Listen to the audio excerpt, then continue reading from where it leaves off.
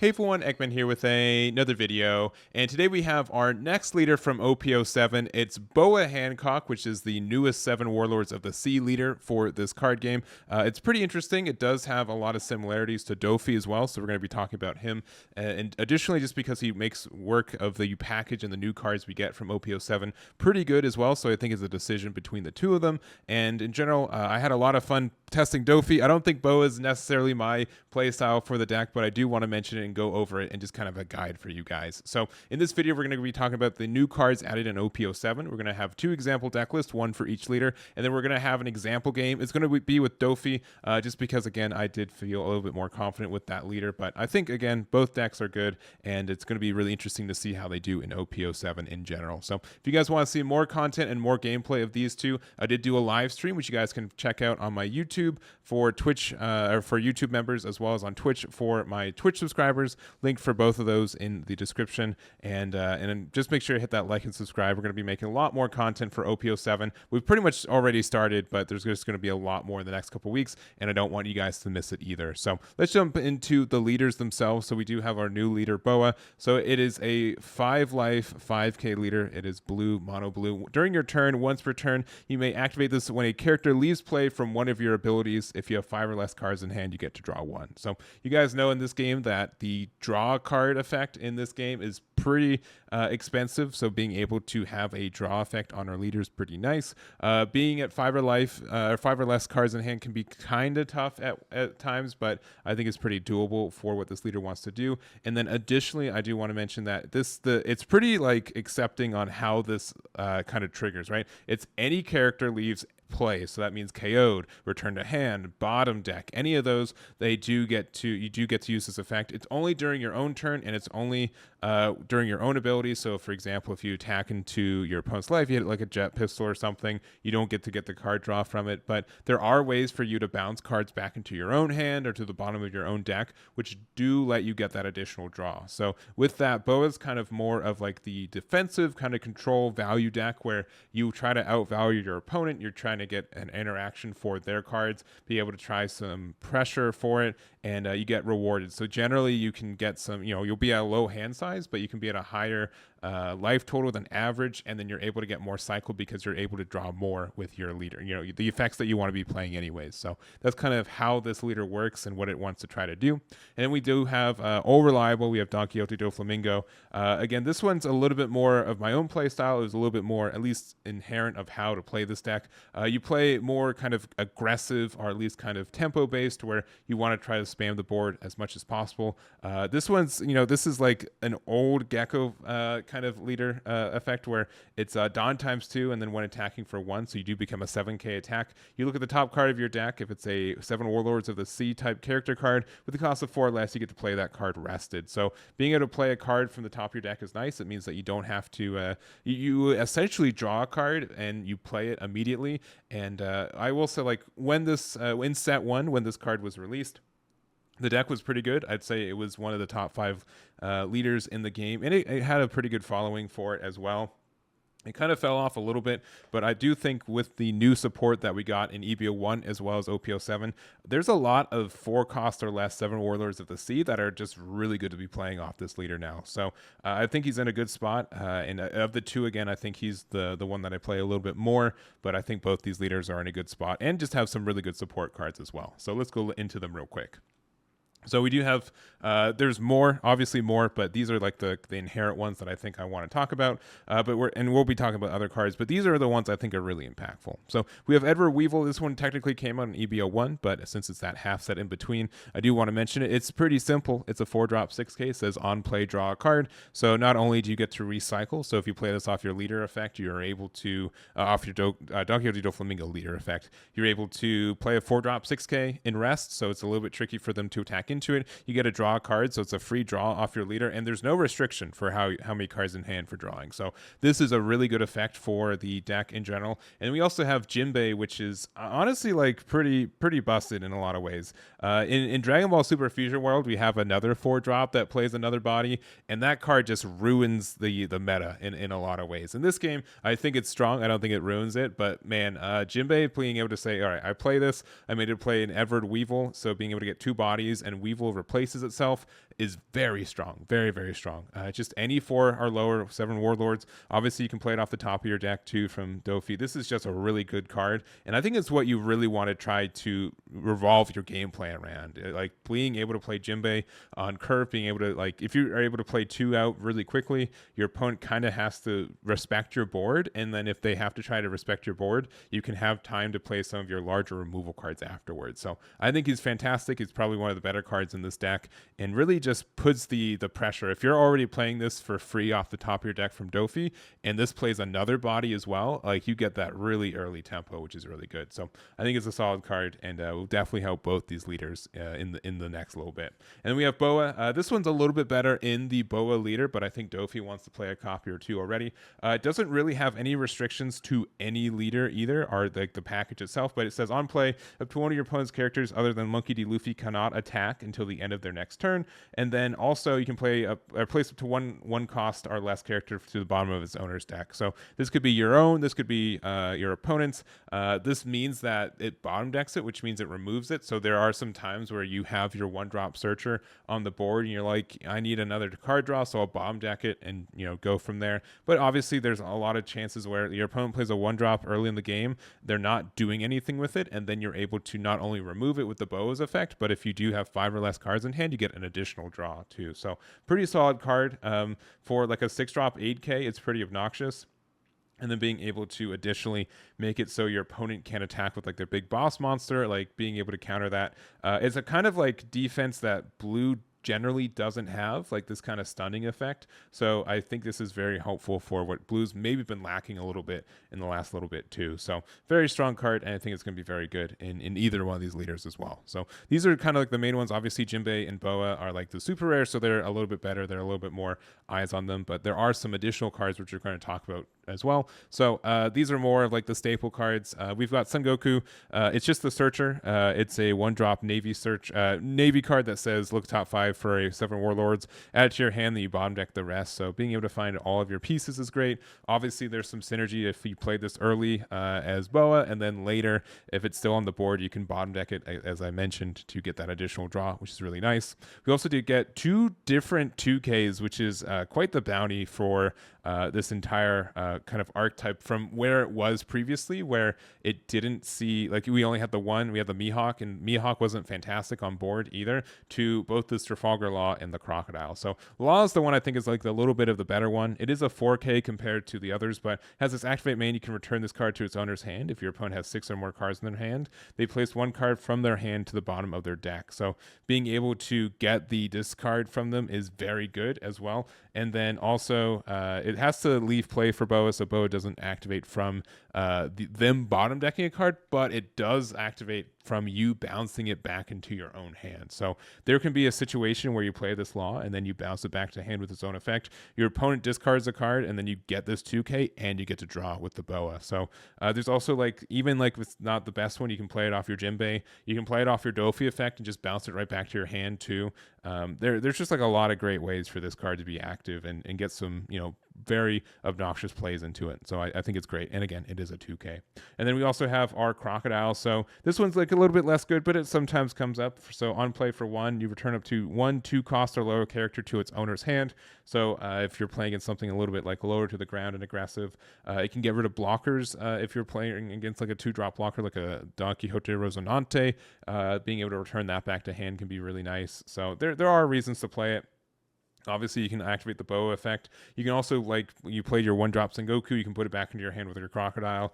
And then if you have still 5 or less cards, you get an additional draw off Boa. So all of that seems okay. It's a 4-drop 5K that's also 2K, so that's strong in itself. So obviously, having to pay that additional 1 for its bottom or return to hand is a little bit expensive, but I think the card is so great. And again, like another 2K that you can play off the top of your deck from Doffy is really kind too. So I think all these are pretty good cards, and you have to run at least Law and Crocodile. I think you're playing Son Goku. I've been playing it without it in Doffy, but I do kind of want to find room for 1 or 2 just in case I don't see like a Perona turn 1, just for some additional turn 1 plays, but there they are.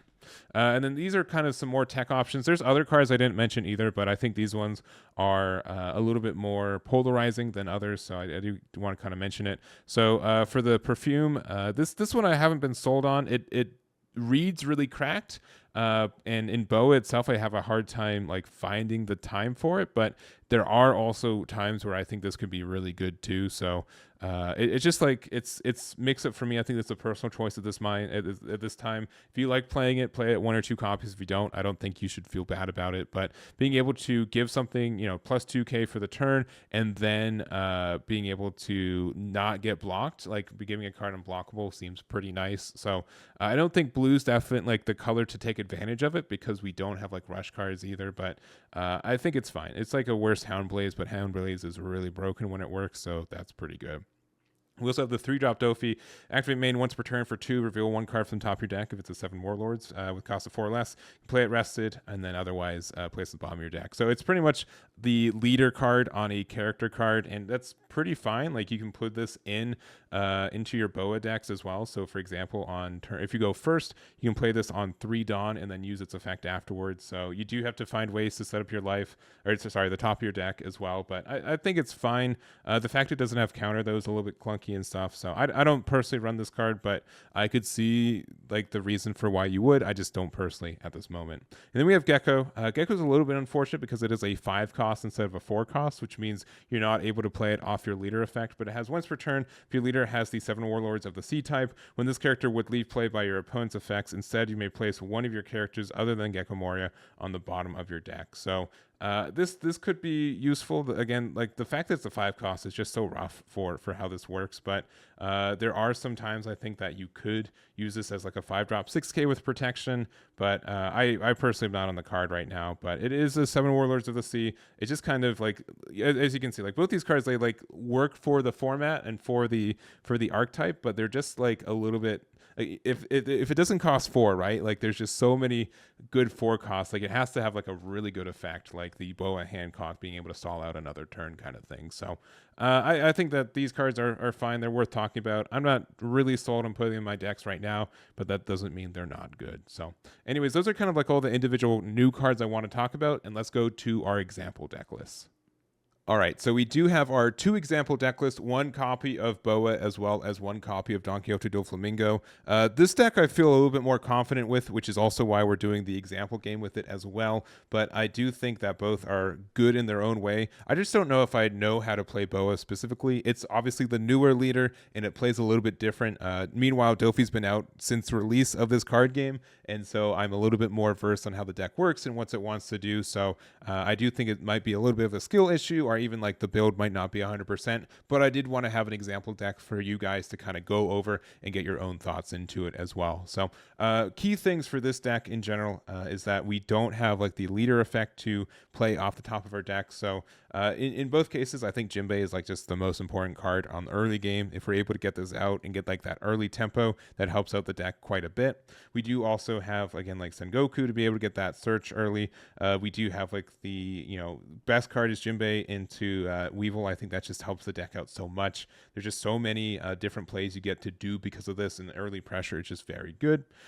For our top end, we do have Boa as well as both of the Kaidos. I do think this one is a little bit better for what this deck wants to do, being able to bounce an 8 or less and 3 or less back to their owner's hand. That means you can bounce your own 1-drops back to your hand if you need to as well. Being able to get a draw off this helps, and just the tempo back. One of the better cards to bounce back is like Gecko Moria, even though they could play it again next turn. That's just like a lot of tempo that they lose, and since Sakazuki's not around, it's a little bit trickier or a little bit more specific for them to be able to remove your Kaido with the Gecko that they played on their previous, on the next turn kind of thing. So they need like an Ice Age and some setup, which they might not always have too. So, and if you don't want to bounce Gecko, you bounce other cards back to their hand. I think that's totally fine as well. So I like that one. And then we also do have the other 10-drop Kaido. This is secret rare. I think this is a little bit better than Doffy, so we'll talk about it then. But it is good for this deck potentially, and you can win.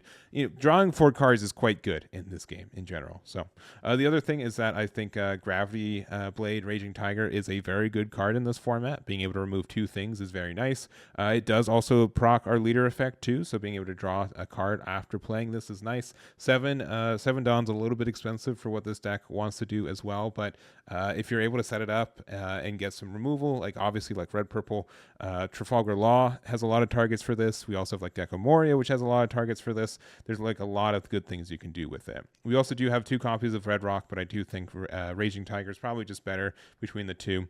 And that's it. So this is the build, pretty self-explanatory. I think the only issue is that we have this kind of mentality that we can face every situation, but we're a little bit slow kind of adapting to it. You kind of have to like call out early what you think your opponent's going to do and have the answers for it. And then if you don't have the answers to it, or you call out incorrectly, you fall behind pretty quickly. So that's kind of my only issue with this. We have, again, like being able to play Red Rock and Raging Tiger is fantastic, but only if we already have the board to support the fact that we're spending most of our turn just removing the card that they played the previous turn, right? So if we've got a lot of early Jimbeis, or if we have a Boa Hancock that didn't get removed afterwards, I think that can be very good for the deck. So this is the build here for Boa, and I think it's cool, but I do really like this deck a little bit more. It's pretty simple. It's low to the ground, and it doesn't take a lot to understand how this deck works in its entirety. So just early game, we do want to find our Perona. It's probably the most important card for this deck in general, being able to set up our deck, and then if we do find like the good play, we go for it.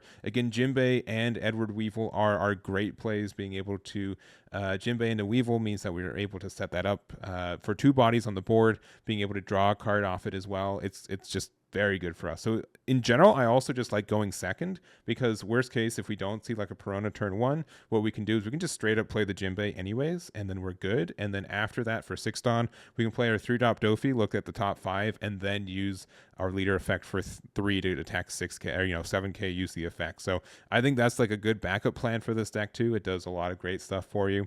These 6k bodies actually do a lot of work against most 5k leaders too. They don't have a great way to get rid of this. If they're attacking into these guys, you're winning the value war already, so that's great too. And then you just kind of go off from there. Top end, we are playing a couple copies of Boa. I don't think it's as important in this deck, but it does show up sometimes.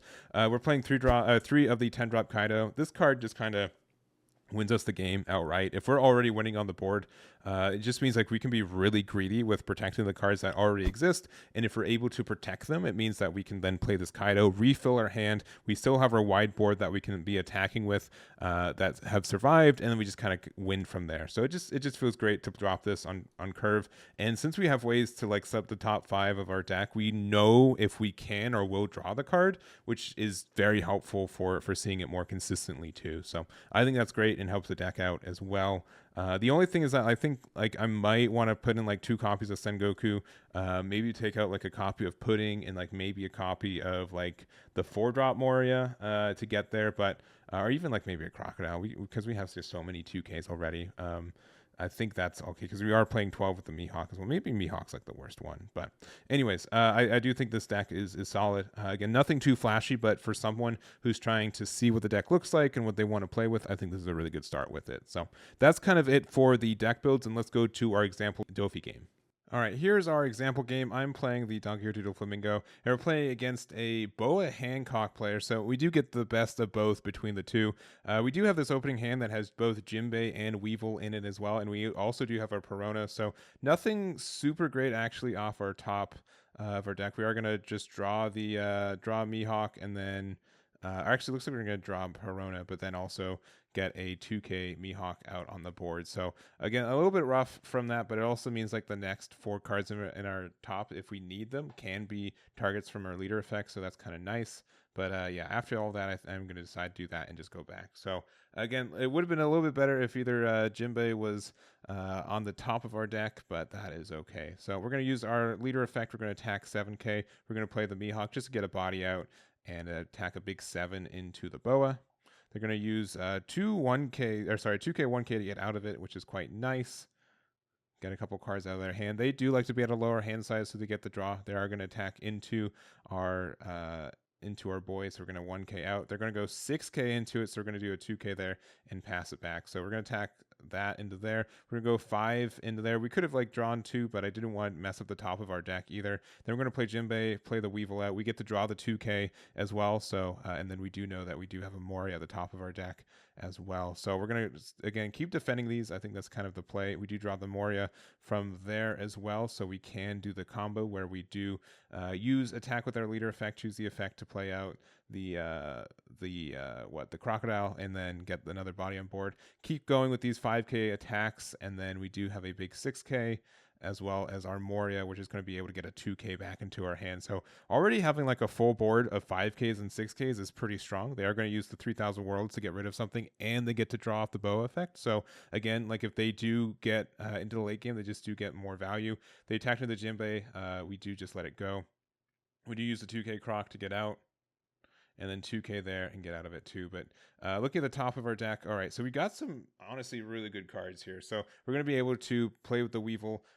We do want to make sure that the 10-drop Kaido is in the right range of being able to get drawn at the right time as well. So we're going to go 7K into there, be able to attack with the Weevil and get the card draw, which is nice. We're going to go try to get rid of the Jinbei, which we do pretty quickly, and then a big attack there. And then we're just going to play out a 4-drop 6K as well. We're at 5 life still, so I'm not really too worried about any of that. They are going to play the Gravity Blade to get rid of 2 things and to get the card draw off the leader effect, but now we're just in a really good spot. So being able to attack these 5s and then be able to play the 10-drop Kaido to refill our hand is really strong for us. So we just got so much tempo going for us. They play another Gravity Blade and get a card draw, but it's not really impactful when, again, we do have this 10-drop 12K in it as well. We are going to fix the top of our deck as well. We can, unfortunately, like we have this Jinbei, the Newgate kind of situation, but I think that's just kind of how it's just great. So we're going to be able to use like just a really big swing here, play out the Jinbei, be able to play Moria, get another 2K to hand. So we have more cards on board, as many cards in hand and 4 cards in life. Sure, they get to bottom deck with the Red Rock, but we're just so far ahead. It's going to be so tricky for them to get any value. So 5K into the Jinbei, we are going to get out of it and go from there.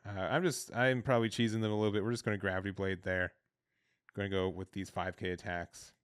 And then continue there, and they just can't get out of it with math. So we get that game pretty quickly. I think that this is a better matchup for us. Again, it just kind of shows like how easy the tempo goes in our way and just how much pressure we can apply with them. And just Doffy's really great with that, especially again if we're able to capitalize with the 10-drop Kaido. So that's going to be it from us. Thank you guys so much for watching. I really do appreciate it. Again, if you guys want more content, make sure to hit that like and subscribe, and make sure to check out the full live stream, which is linked in the description as well. So that's going to be it for me. Thank you guys so much for watching, and I'll catch you all next time.